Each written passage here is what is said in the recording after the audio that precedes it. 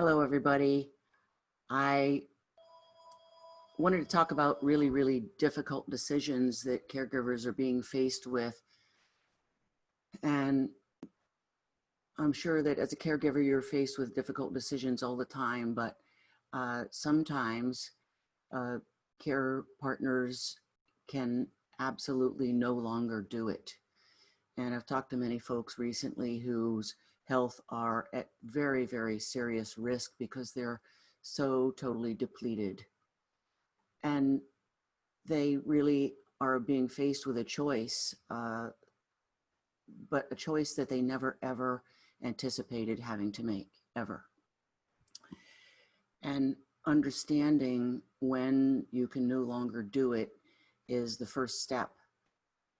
And perhaps you've been reflecting on this a little bit privately.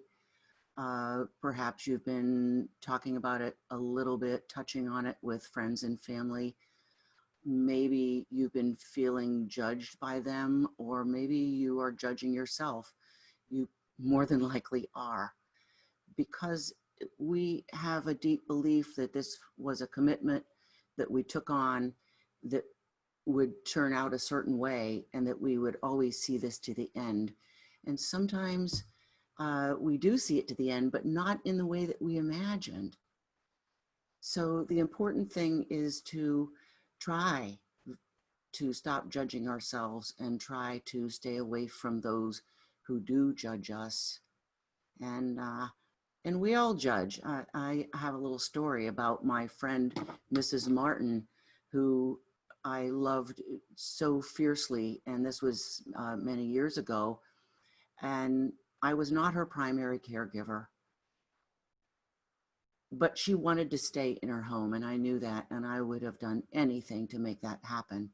But she was declining and losing weight and not getting the proper nutrition and all of those things. And this has nothing to do with how you're doing your care, believe me. But at some point during her life, those in charge did remove her from her home and put her in a long-term care facility. And oh, I was so mad.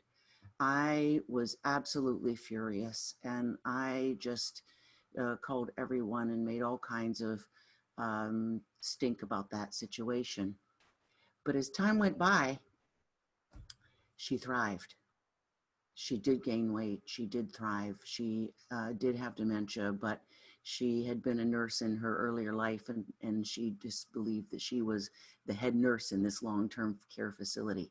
So it proved to me that I had no idea what the outcome would have been. And we don't ever know what the outcome might be for ourselves or the ones that we love. And I know that this is a really difficult topic in the time of the pandemic, and so many people right now are locked out of the long-term care facilities and have not been able to see the ones they love. Some are even having friends and family judge them. Why aren't you bringing your loved one home? We have to understand and somehow develop not only compassion for those that we care for, but compassion for ourselves. And we somehow need to develop a deep trust and a deep knowing in what we are truly able to do. When are we at risk in our body, mind, and spirit? And this is a difficult concept to grasp, but if we're at risk, the people we love are at risk as well. Even if they're being physically cared for, there's an energetic connection, and everyone is at risk. Everyone understands what's happening with each other, no matter what stage. If we have clarity, if we are confused, or if we're not confused, we do know. So if you're being faced right now with having to make a decision like this, it's very, very painful. But please, of course, take care of some practical investigation first. Do some research, obviously, talk to an estate attorney, talk to doctors and people who can really help you and guide you, and talk to your own doctor to help get some reassurance about when it's time to make that choice for yourself that you can no longer physically or emotionally carry on. Um,